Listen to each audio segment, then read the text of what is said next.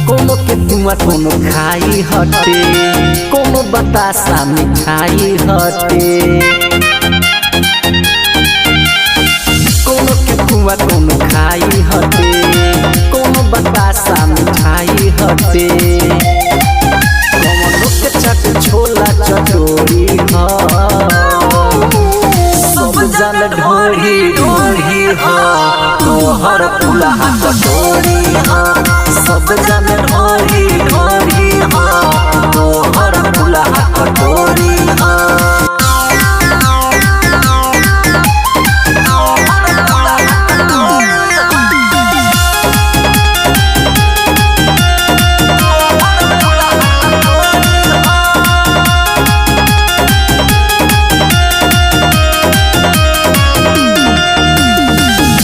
जवानी बाटे 56 करोड़ के बाटे न जोड़ तोहरा दोनों करोड़ के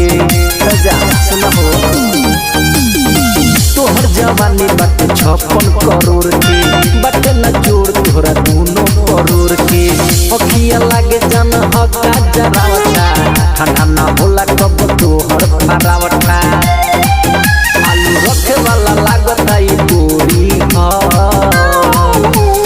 सब जन ढोरी ढोरी ह तोहर पुलहा कटोरी ह सब जन ढोरी ढोरी ह तोहर पुलहा कटोरी ह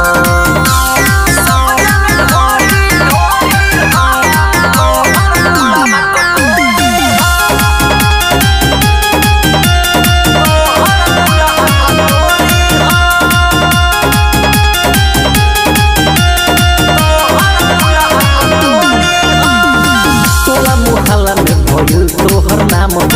चलेला देखी ढेर लइकन के काम हो तोला मुहाला तोहर भई बा नाम हो चलेला देखी ढेर लइकन के काम हो सरजी दीवाना बारे तोहरे ला पागल बारे रंजीत तोहरे में हो लागल सुन कहे संतोष जनी कोरी ह